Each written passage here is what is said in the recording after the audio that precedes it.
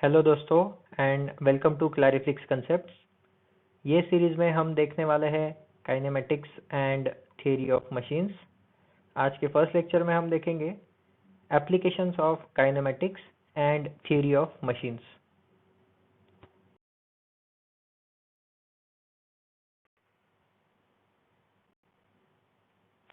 Applications देखने से पहले हमें एक बार ये जानना ज़रूरी है, where do we stand right now. That means theory of machine subject का क्या रिलेशन है हमारी प्रीवियस स्टडी के साथ।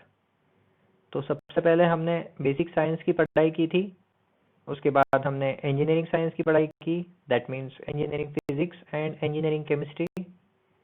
उसके बाद हमने कोर मैकेनिकल के सब्जेक्ट पढ़ना स्टार्ट किया थर्ड सेमेस्टर से। उसी में आता है थ्योरी ऑफ मशीन्स, राइट।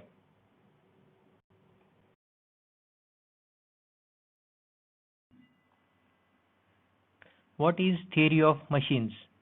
तो देखते हैं कि थ्योरी ऑफ मशीन्स है क्या।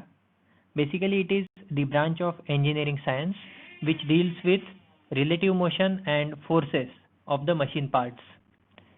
तो ये सारी जो डेफिनेशन है वर्ड बाय वर्ड, ये तो हम बाद में देखेंगे जब हम चैप्टर के साथ स्टार्ट करेंगे। अभी के लिए हम इतना ही समझते हैं। Let's take an example of car.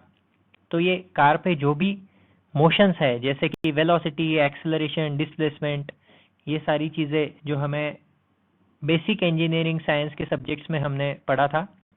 और जो भी फोर्सेस अभी हमें यहाँ पे दिख रहे हैं, जो self weight, frictional force, normal reaction, तो इन दोनों की जो स्टडी करेंगे हम, तो हम बोलेंगे कि भाई थ्योरी ऑफ मशीन्स के अंदर जो भी पार्ट्स पे हम स्टडी करने वाले हैं, उसकी बेसिकली हमें रिलेटिव मोशन एंड फोर्सेस की स्टडी करनी है। क्लियर? तो थ्योरी ऑफ मशीन्स के अब दो ब्रांचेस है अलग अलग। पहला ब्रांच है काइनेमेटिक्स ऑफ मशीन। अगेन हम डिटेल डेफिनेशन पे नहीं जाता है। तो काइनेमेटिक्स ऑफ मशीन मतलब क्या? तो which only deals with relative motion of the body without considering the forces because of which that motion occurs. ठीक है। तो अगेन सिंपल एग्जांपल कार का ले लेते हैं। तो ये कार का जब ओनली रिलेटिव मोशन की स्टडी मैं करूंगा, तो मैं बोलूंगा कि भाई I am studying kinematics of this car, right. और रिलेटिव मोशन का मतलब क्या? तो उससे एसोसिएटेड जो भी कंसेप्ट है, जैसे कि डिस्प्लेसमेंट, वेलोसिटी एंड एक्सेलरेशन। ठीक है।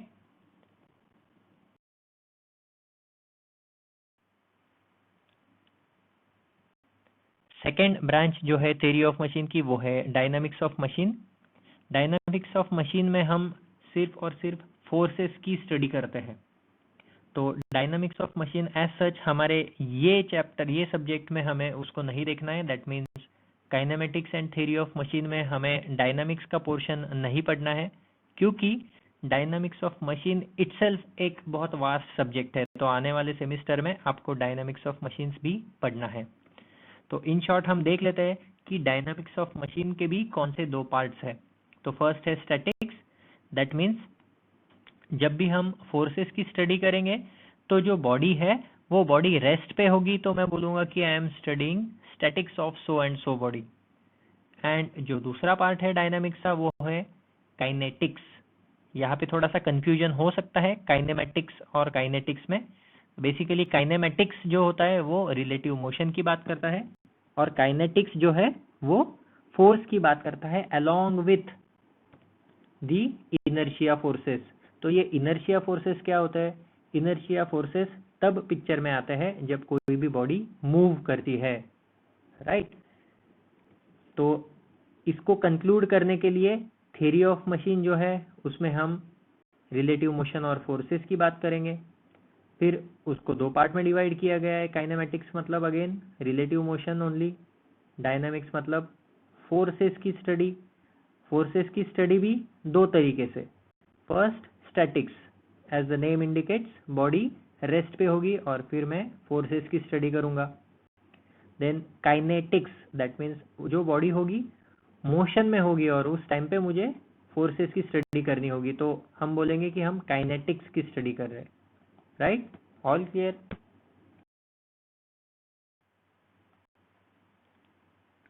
अब हम थोड़ा सा देख लेते हैं कि काइनेमेटिक्स में हमें एक्चुअली पढ़ना क्या है एप्लीकेशंस देखने से पहले।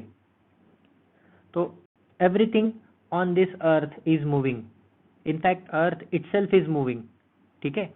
तो हमें अगर पूरी दुनिया को समझना है तो हमें पूरी दुनिया का मूवमेंट समझ में आना चाहिए, है ना।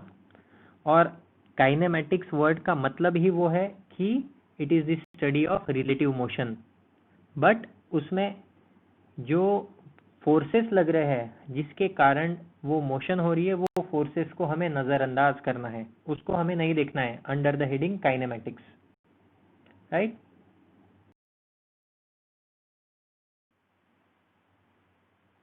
अब काइनेमेटिक्स से एसोसिएटेड 4 कंसेप्ट है जो सबको ही पता है। फर्स्ट है पोजीशन।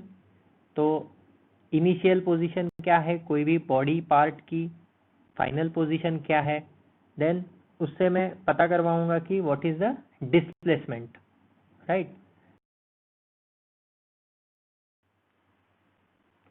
Next comes displacement. तो डिस्प्लेसमेंट में अगर कंफ्यूजन है बिटवीन डिस्टेंस एंड डिस्प्लेसमेंट तो वो एक बार देख लेते हैं। सपोज एक इंसेक्ट को पॉइंट ए से पॉइंट बी ट्रैवल करना है, तो जो एक्चुअल पाथ उसने ट्रैवल किया हुआ है उसको हम बोलेंगे कि भाई ये डिस्टेंस ट्रैवल किया उसने। बट वही अगर ये 2 पॉइंट के बीच के जो मिनिमम डिस्टेंस पॉसिबल है तो उसको मैं बोलूँगा it is the displacement between initial position and the final position. तो जब direction comes into the picture तब हम बोलेंगे कि ये डिस्प्लेसमेंट है, दैट मीन्स ये एक वेक्टर क्वांटिटी है। क्लियर।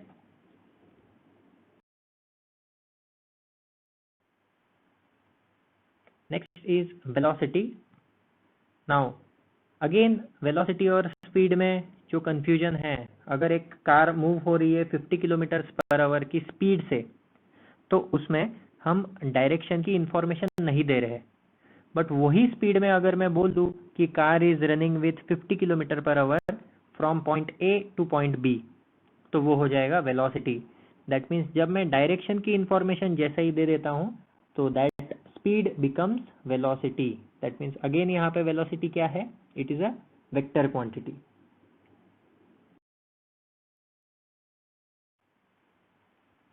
Next comes acceleration. तो एक्सेलरेशन क्या है, it is the rate of change of velocity. तो यहाँ पे आप देख पा रहे हो एक कार मूव हो रही है, उसका एक्सेलरेशन दिखाया है कि इट इज 1 मीटर पर सेकंड स्क्वायर। तो उसको एक बार फिर से देखते हैं हम कि जब एक्सेलरेशन 1 मीटर पर सेकंड स्क्वायर है तो आफ्टर एवरी सेकंड उसकी वेलोसिटी जो है वो 1 से बढ़ेगी। दैट मीन्स 1 सेकंड बाद अभी वो 2 हो गई, फिर वो 3 हो जाएगी अगले सेकंड में, then 4 and 5 and so on and so forth, right. That means acceleration पे डिपेंड कर रहा है कि उसकी फाइनल वेलोसिटी कितनी होगी।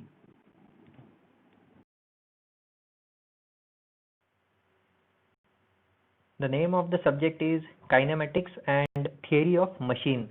तो एक बार हम देख लेते हैं कि भाई व्हाट इज अ मशीन। ये क्वेश्चन जो है पहले कहीं तो सुना हुआ लग रहा है, व्हाट इज। तो 3 इडियट्स में सेम क्वेश्चन पूछा गया था कि भाई व्हाट इज अ मशीन। उस पे अलग अलग तरीके के आंसर्स भी मिले थे। उसमें से एक आंसर था anything which reduces human efforts. तो क्या ये आंसर सही है, क्या ये सही मशीन की डेफिनेशन है। देन उसने एग्जांपल लिया था कि भाई पैंट की जिप भी मशीन जैसे काम करती है बिकॉज वो हमारा काम हल्का करती है। तो सब्जेक्ट पढ़ने के बाद हमें अभी पता लग जाएगा कि पैंट की जिप को हम मशीन बोलेंगे या कुछ और बोलेंगे या मैकेनिज्म बोलेंगे, राइट। कि मशीन एक ऐसा डिवाइस है जो हम यूज करते हैं आउटपुट यूजफुल वर्क के लिए। दैट मीन्स यहाँ पे आप देख रहे होंगे अलग अलग मैकेनिज्म है या कॉम्बिनेशन ऑफ मैकेनिज्म्स है, जो भी मूविंग पार्ट्स आप देख पा रहे हो। बट ये मूविंग पार्ट्स के अलावा अगर मैं उसका कुछ यूज कर पाऊँ कुछ काम करने के लिए, यूजफुल वर्क के लिए, तो मैं इसको बोल दूंगा कि भाई ये मशीन है, राइट। और डिटेल में हमें देखना ही है कि फिर मशीन की डेफिनेशन एग्जैक्टली क्या है, उसमें कितने मैकेनिज्म होने चाहिए, मैकेनिज्म की कैरेक्टरिस्टिक्स क्या होनी चाहिए। राइट।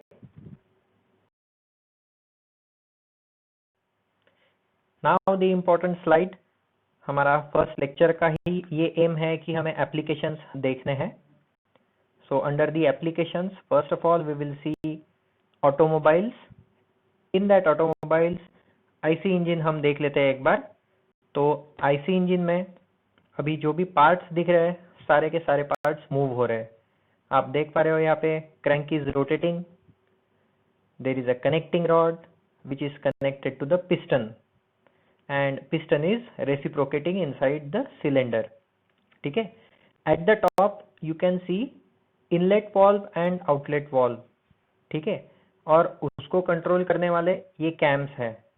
एकदम ऊपर हम देख पा रहे हैं there are 2 cams which are controlling the openings of inlet valve and exhaust valve. ठीक है। तो इसमें जो भी सारा मोशन हो रहा है वो हमें किस में पढ़ना है? वो हमें पढ़ना है under the heading kinematics. Right. तो जब तक हमें ये डिटेल में नहीं पता लग जाएगा, हम नहीं बोल सकते कि मुझे आईसी इंजन पूरा का पूरा पता लग गया है। जैसे कि सिंपल एग्जांपल यहाँ ले लो कि इनलेट वाल्व और एग्जॉस्ट वाल्व कब ओपन करने हैं, तो इसके लिए हमें कैम डिजाइन करना होगा। क्लियर? अब जैसे कि ये सिंगल सिलेंडर इंजन था, वैसे ही मल्टी सिलेंडर इनलाइन इंजन होंगे, वहां पे और ज्यादा मोशन होगी बिकॉज यहाँ पे आप देख पा रहे हो instead of using 1 cylinder we are using 4 cylinders. ठीक है। तो ऑटोमोबाइल्स में तो क्लियरली हमें एप्लीकेशंस दिख रहे हैं because there are motions associated with each and every part. Next is a chain drive. Now chain drive में क्या एप्लीकेशन हो सकते हैं? जैसे कि बाइसिकल्स और बाइक्स में आपने देखा होगा कि बाइक में गियर बॉक्स से लेके रेयर व्हील एक्सल तक जो मोशन हम ट्रांसमिट करते हैं तो वो किसके थ्रू होती है? तो वहाँ पे चेन ड्राइव लगाई जाती है। बाइसिकल में आप पेडल मारते हो, पेडल मारने के बाद वो पीछे के व्हील तक हम उसको कैसे ट्रांसमिट करते हैं वो मोशन को? तो हम चेन एंड स्प्रॉकेट मैकेनिज्म से वो अचीव करते हैं।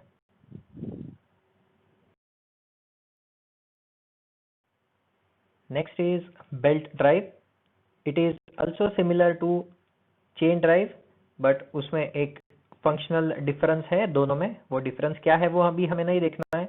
अभी हमें देखना है कि भाई हाँ, हम बेल्ट ड्राइव को एज एन एप्लीकेशन देख सकते हैं अंडर द हेडिंग काइनेमेटिक्स। तो बेल्ट ड्राइव हमने कहाँ पे देखा हुआ है? बेल्ट ड्राइव कन्वेयर बेल्ट्स देखे होंगे। ठीक है। या फिर आपने मोपेड्स में भी देखा होगा कि मोशन ट्रांसमिट करने के लिए बेल्ट ड्राइव का यूज किया जाता है एक्टिवा और जुपिटर जैसी व्हीकल्स में। या फिर चक्की का आटा, चक्की का आटा में तो सबने देखा ही होगा, वहां पे भी हम एक शाफ्ट से दूसरी शाफ्ट तक मोशन ट्रांसमिट करने के लिए बेल्ट का यूज करते हैं। Right.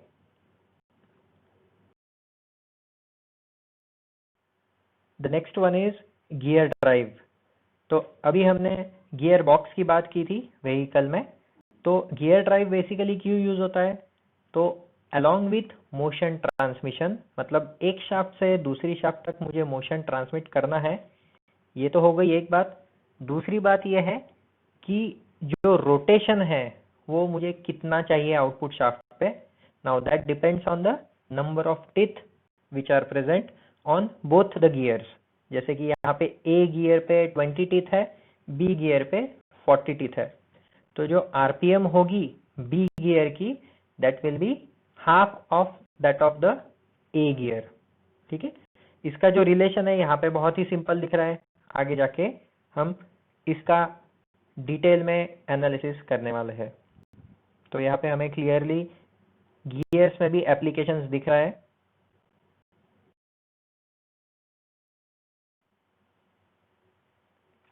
Next application is clutch inside automobiles. Now clutch एक ऐसा डिवाइस होता है जो हम यूज करते हैं इनपुट शाफ्ट और आउटपुट शाफ्ट को एंगेज और डिसएंगेज करने के लिए। क्लच तो सभी लोग यूज करते हैं, राइट। कार्स में और बाइक्स में सब लोग क्लच का इस्तेमाल करना जानते हैं बट उसका फंक्शंस नहीं पता हमें। बट बिना क्लच के आप बाइक या 4 व्हीलर चला सकते हो क्या? नहीं। बट उसकी जो फंक्शनैलिटी है वो क्या है, वो भी हमें ये सब्जेक्ट में देखनी है।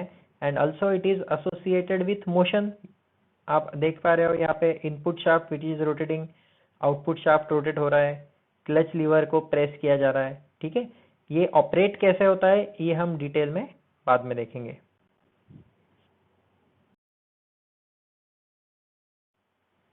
Next comes brake. Now again car का ही एग्जांपल हम कंटिन्यू करते हैं।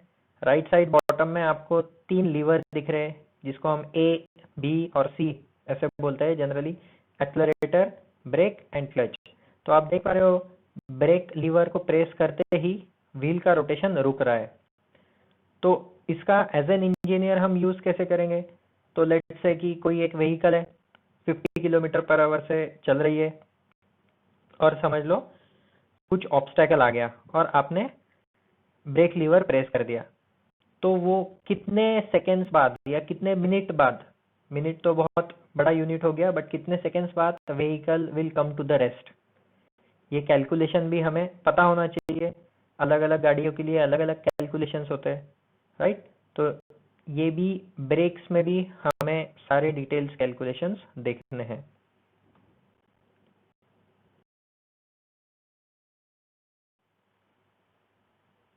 Now, after automobiles, we will see the application inside industrial machines या industrial equipments। जैसे कि यहाँ पे एक कटिंग मशीन देख पा रहे हो आप। पहले तो बेंच वाइज पे एक वर्कपीस रखा हुआ है, वो वर्कपीस का जो एक्सेसिव मटेरियल होगा या जो अनवांटेड मटेरियल होगा जिसको मुझे कट करना है by the use of this blade. ठीक है, अब ये ब्लेड का जो मोशन दिख रहा है हमें, वो अचीव कैसे करें, वो हमें इस सब्जेक्ट में पढ़ना है। क्योंकि जो सारे मशीन टूल्स है उसमें इनपुट मोशन हम क्या यूज करने वाले हैं? Electric motor. इलेक्ट्रिक मोटर से जो मोशन मिलने वाला है वो तो सर्कुलर मोशन है, बट यहाँ पे ब्लेड तो अलग तरीके से मूव हो रही है। दैट मीन्स कोई ना कोई ऐसा मैकेनिज्म अंदर यूज किया हुआ है जिससे कि सर्कुलर मोशन को कन्वर्ट करके मैं जो बेल्ट का या सॉरी ब्लेड का जो मोशन है वो यहाँ पे अचीव कर रहा हूँ। ठीक है, तो ये हमें देखना है मशीन टूल्स में। नेक्स्ट आप यहाँ पे देख पा रहे हो रिवॉल्वर मैकेनिज्म। अब ये रिवॉल्वर मैकेनिज्म, इसमें बहुत सारे लिंक्स हैं, एक दो स्प्रिंग्स भी है, तो सब आपस में मोशन कर रहे हैं। इसी को हम बोलते हैं रिलेटिव मोशन, एक दूसरे के रिस्पेक्ट में, राइट? तो समझ लो कि ये इस तरीके का मैकेनिज्म आपको बनाना है, तो उसके लिए आपको ये सारे रिलेटिव मोशन की जानकारी आपको पहले होनी चाहिए। ये मैकेनिज्म किसी ना किसी ने पहले बनाया ही होगा, राइट? तो सारी जो टर्मिनोलॉजीज है रिलेटेड टू काइनेमेटिक्स वो क्लियरली पता होना जरूरी है। नेक्स्ट एप्लीकेशन इज, यहाँ पे आपको शेपर मशीन दिख रही है। मैकेनिकल वर्कशॉप में शायद आपने विजिट किया होगा तो आपने देखा होगा। तो tool is again cutting a workpiece, जो अगेन अनवांटेड पार्ट है वो कट हो रहा है। बट यहाँ पे एक चीज इंपॉर्टेंट है कि जो उसका कटिंग स्ट्रोक है, that means the forward stroke, वो थोड़ा सा स्लो है एंड बैकवर्ड स्ट्रोक है वो थोड़ा सा फास्ट है। तो ये क्यों अचीव करना है और कैसे अचीव करना है? क्यू का आंसर तो मैं यहाँ पे ही दे दूंगा, क्योंकि बैकवर्ड स्ट्रोक में कुछ भी काम नहीं हो रहा है तो उसमें हमें टाइम वेस्ट नहीं करना है, इसलिए रिटर्न स्ट्रोक क्विक होना चाहिए, फास्ट होना चाहिए as compare to the forward stroke. अब ये कैसे अचीव करना है? तो यहाँ पे एक मैकेनिज्म दिख रहा है आपको, तो वो मैकेनिज्म भी हमें ये सब्जेक्ट के अंदर डिटेल में पढ़ना है, राइट? तो वैसे देखा जाए तो each and every machine tool में काइनेमेटिक्स का एप्लीकेशन है, क्योंकि हर एक मशीन टूल मूव होती है, जहाँ पे मूवमेंट दिखेगी वहाँ पे काइनेमेटिक्स होगा, राइट? तो सारे एप्लीकेशंस तो मैं यहाँ पे नहीं दिखा पाऊंगा आपको, बट आप आसपास देखोगे अभी इसके बाद रिलेट कर पाओगे, तो जो भी मोशन होगा you have to look at it into the perspective of kinematics, right? Now next come gym equipments. अब ये जिम इक्विपमेंट्स को हम कैसे काइनेमेटिक्स से रिलेट कर रहे हैं? क्योंकि यहाँ पे जो भी एक्सरसाइज के इक्विपमेंट्स या जिमिंग इक्विपमेंट्स हम जो बोलते हैं उसमें भी मोशंस एसोसिएट होती है, राइट? तो जहाँ पे आई मोशन वहाँ पे आया काइनेमेटिक्स।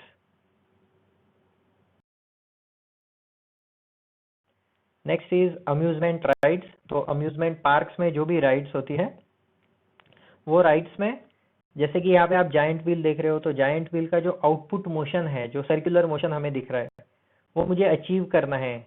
कितने आरपीएम पे अचीव करना है ये पता होना चाहिए, ठीक है।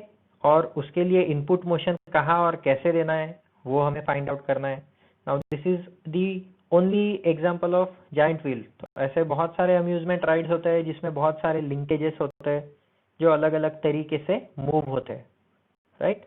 तो we can also consider the amusement rides as the application of the subject.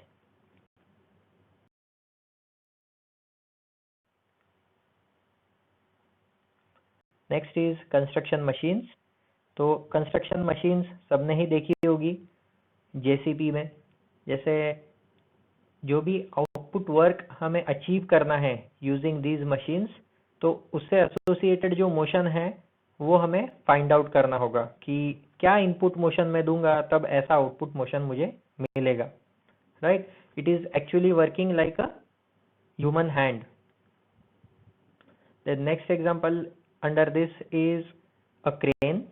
तो क्रेन में हमने लिफ्टिंग मैकेनिज्म लगा दिया है। हम कुछ गुड्स लिफ्ट करेंगे एंड देन उसको कहीं तो प्लेस करेंगे। तो प्लेस करने के लिए भी हमें उसको रोटेट करवाना होगा, जो लिंक हमें यहाँ पे विजिबल है अभी। तो यहाँ पे सब में motion is at most important, और डिजायरेबल आउटपुट मोशन भी हमें जो चाहिए उसके लिए कौन सा इनपुट होना चाहिए वो भी हमें डिजाइन करना पड़ेगा, right. Next is human joints. तो ह्यूमन जॉइंट्स में जो भी सारे जॉइंट्स हैं, जैसे कि सिंपल एग्जांपल ले लो नी जॉइंट। तो नी जॉइंट में रोटेशन हो रहा है, क्या वो रोटेशन 360 डिग्री पॉसिबल है?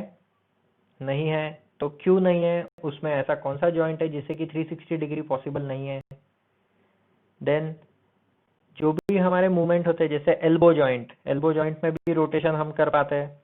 इवन ऑल द जॉइंट्स, जहाँ पे भी जॉइंट्स दिख रहे हैं आपके बॉडी पार्ट्स में आपको, वहां पे हम इसका डायरेक्टली एप्लीकेशन देख सकते हैं काइनेमेटिक्स का। जो भी रिलेटेड वर्ड्स है इसके, जैसे कि डिग्री ऑफ फ्रीडम, तो वो हमें आने वाले चैप्टर में देखना है।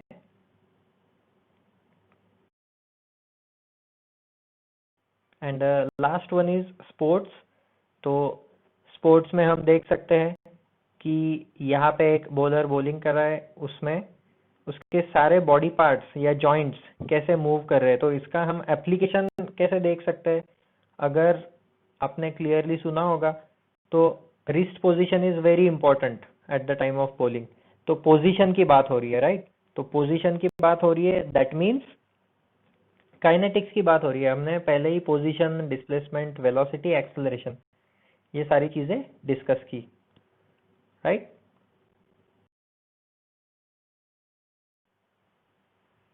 नेक्स्ट हम सिलेबस देख लेते हैं कि कौन सा सिलेबस हम कवर करने वाले हैं। बेसिकली हमारे सब्जेक्ट में 7 चैप्टर्स हैं, आउट ऑफ विच पहले 3 चैप्टर्स में हम बेसिक्स, मैकेनिज्म्स एंड मशीन्स पढ़ेंगे। उसके बाद synthesis, then velocity and acceleration analysis,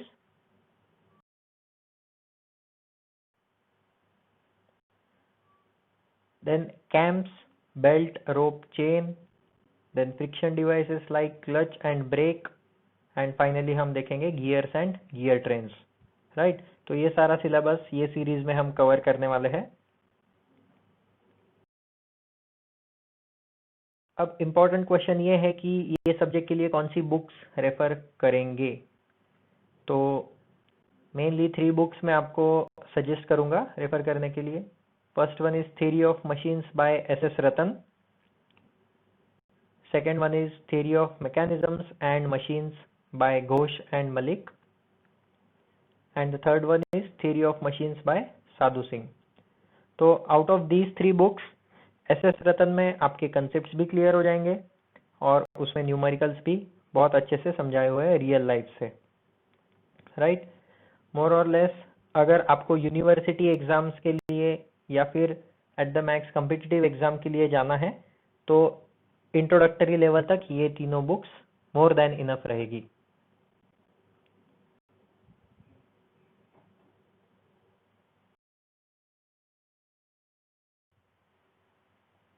Thanks for watching.